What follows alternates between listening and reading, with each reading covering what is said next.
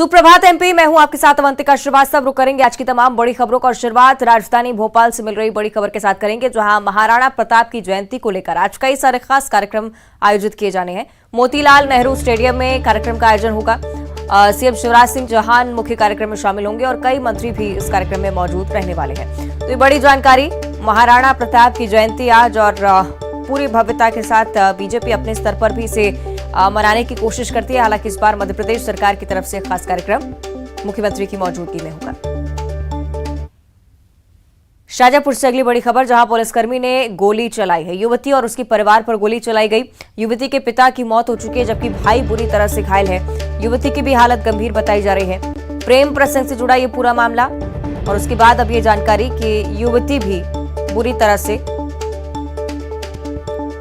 गंभीर हालत में अस्पताल में भर्ती करवाई गई है।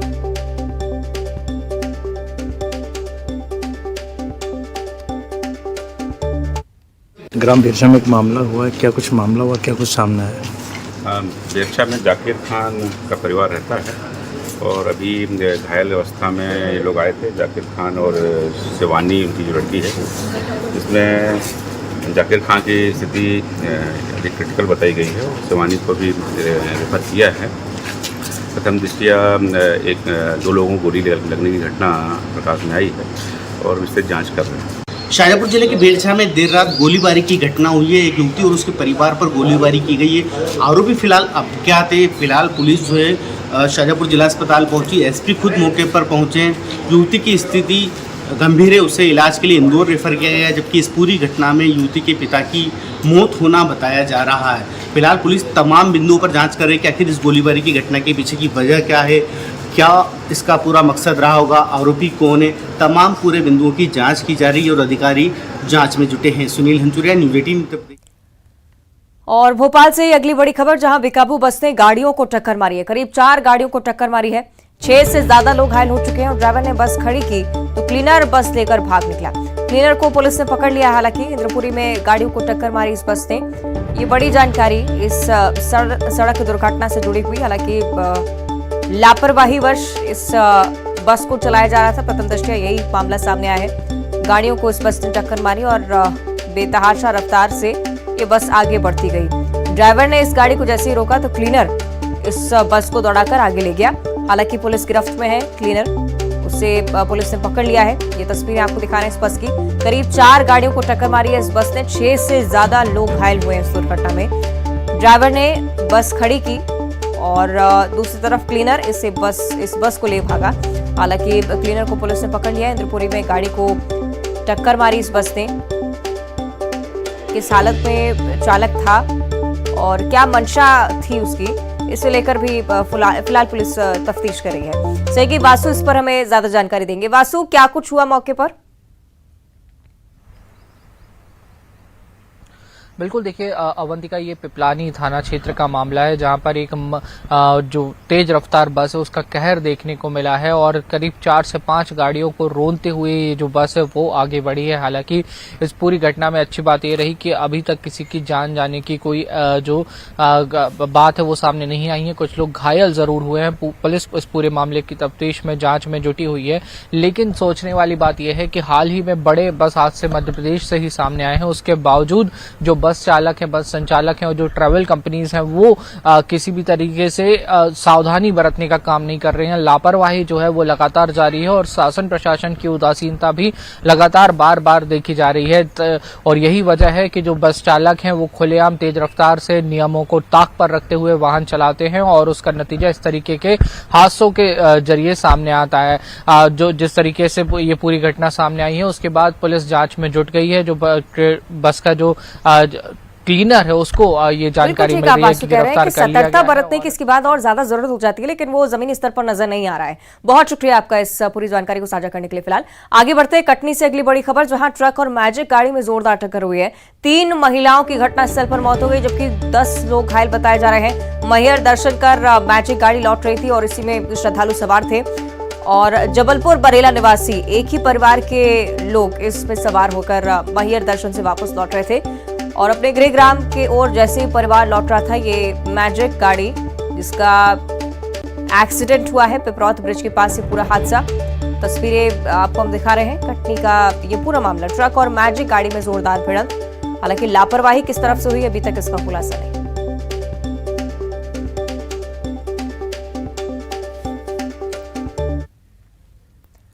और अब इंदिरा से अगली बड़ी खबर, जहां हादसे का शिकार होते होते एक युवक बच गया है। बैंक मोड़ पर अचानक से एक नीलगिरी का पेड़ जा गिरा और राहगीर ने बाइक सवार युवक की जान बचाई है। घटना सीसीटीवी कैमरे में भी कैद हो गई है। पेंड्रा की ये दुर्घटना, ये तस्वीरें आप देखिए। पेड़ जा गिरा था और उस दौरान राहगीर यहां से निकल रहा था, लेकिन राहत की बात यह कि युवक पूरी तरह से सुरक्षित है। मोड़ पर अचानक से नीलगिरी का पेड़ गिर गया, हालांकि एक राहगीर वहां से गुजर रहा था और उसने बाइक सवार युवक की जान बचाई। तस्वीरें आपकी टीवी स्क्रीन पर, घटनास्थल की ये तस्वीरें हैं।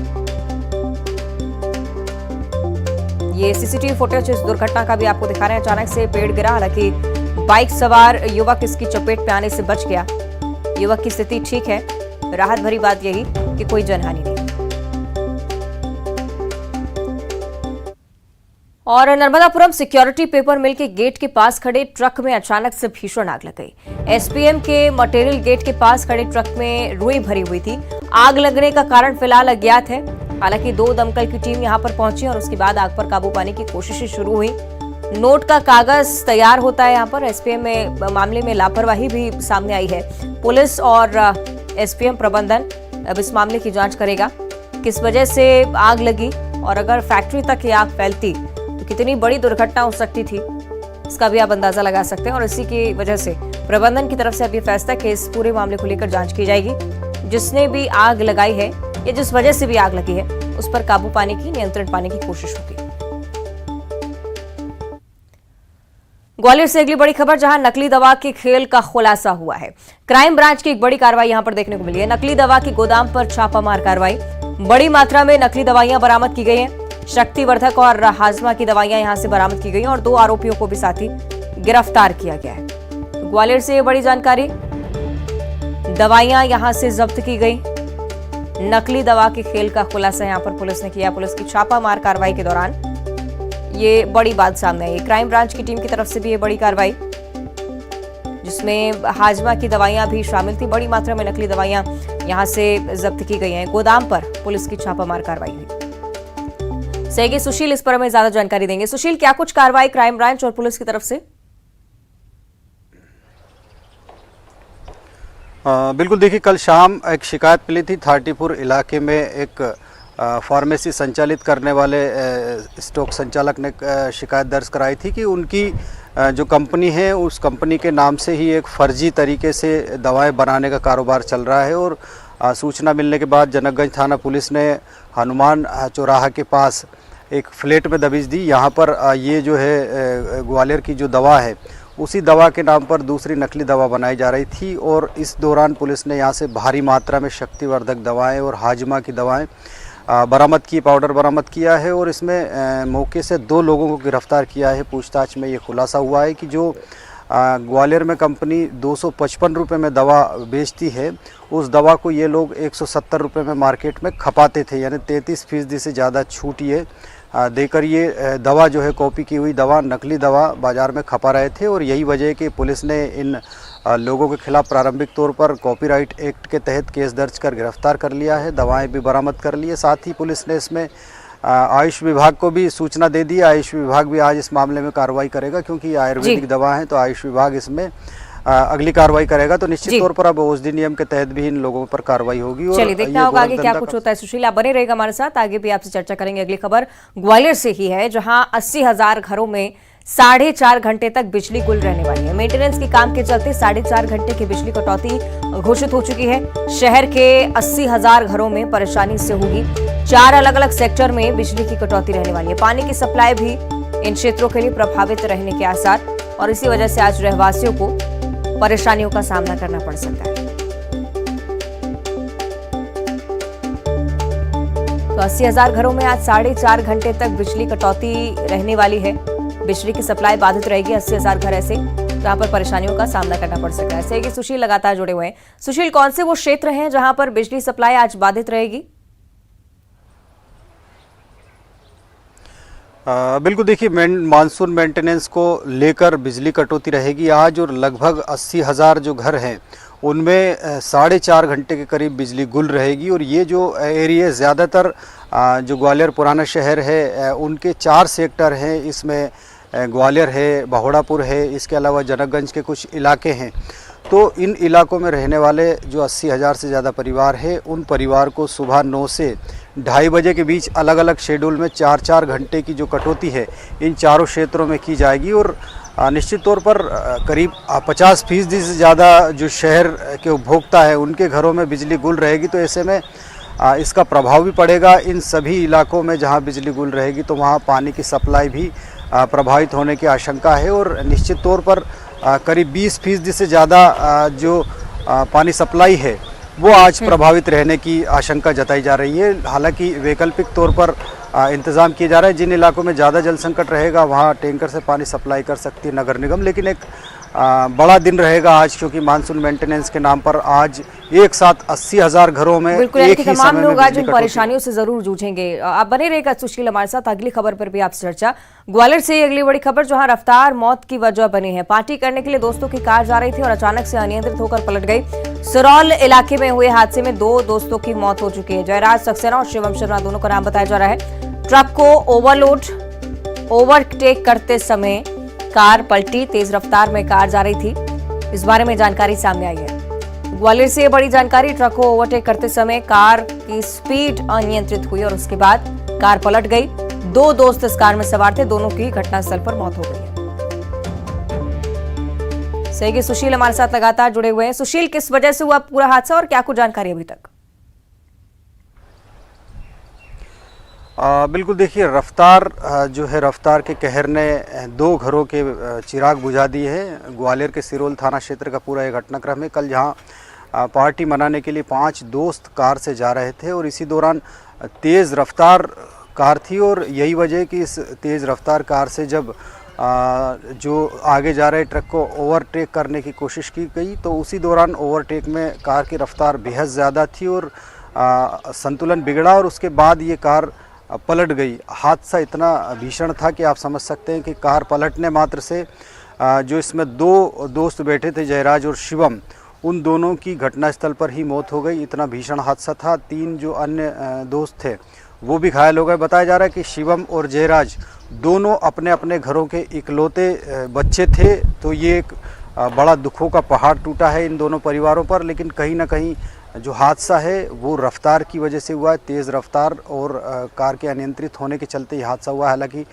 सिरोल पुलिस ने इस मामले में लापरवाही का केस दर्ज कर लिया है, लेकिन जांच इस मामले की होगी। हालांकि अब रफ्तार की कहर के चलते 2 युवाओं की जान चली गई। ये सबसे बड़ा दुखद पहलू रहा इस घटना का। बिल्कुल, बहुत जरूरी कि रफ्तार पर इस तरह से लापरवाही ना बरती जाए, नियंत्रण बरता जाए। बहुत शुक्रिया आपका इस जानकारी के लिए। फिलहाल सुशील, आगे बढ़ते हैं, बात खरगोन की अब करेंगे, जहां पुलिस अवैध हथियार बनाने के ठिकाने पर छापामार कार्रवाई करने के लिए पहुंची और इस दौरान पुलिस ने मौके से 16 अवैध देसी पिस्टल समेत हथियार बनाने का सामान जब्त किया है।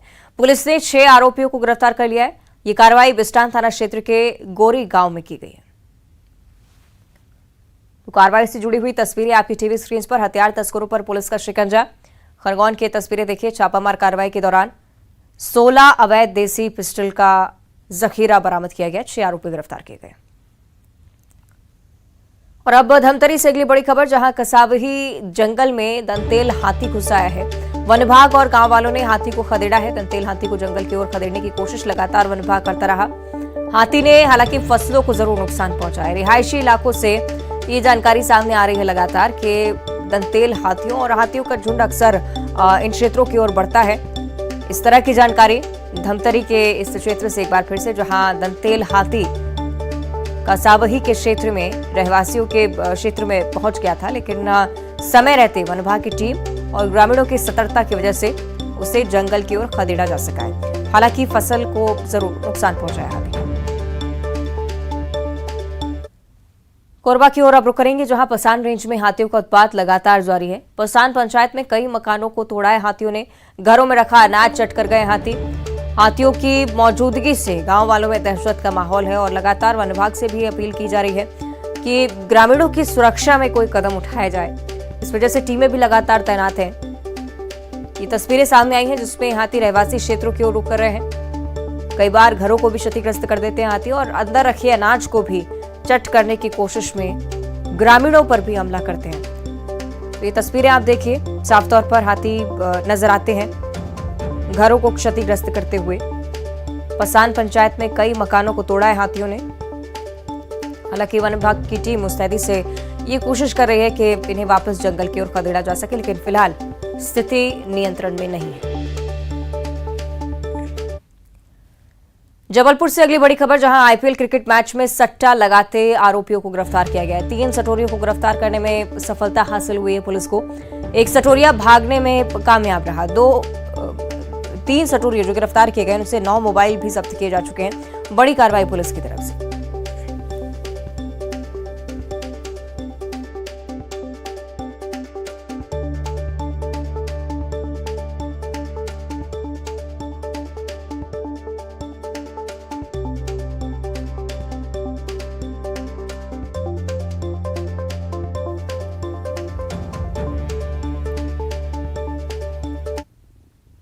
आपने अक्सर बारात में घोड़े पर सवार दूल्हा और डीजे की धुन पर थिरकते बारातियों को देखा होगा, लेकिन नर्मदापुरम के आदिवासी ग्राम रेसलपाटा में निकली इस बारात को देखिए, जहां सजी हुई बैलगाड़ी पर सवार दूल्हे राजा दिखे तो आदिवासी लोक नृत्य करते बारातियों को देखकर हर कोई ठहर गया।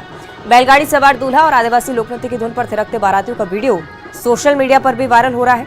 यहाँ के एक आदिवासी परिवार की बेटी सविता तुर्वे की शादी थी और दूल्हे ने आदिवासी समाज की परंपराओं को बनाए रखने सादगी से अपनी शादी करने का फैसला किया। अपने सपनों की रानी को लेने बैलगाड़ी पर सवार होकर दूल्हा किस तरह से निकला, तस्वीरें देखिए।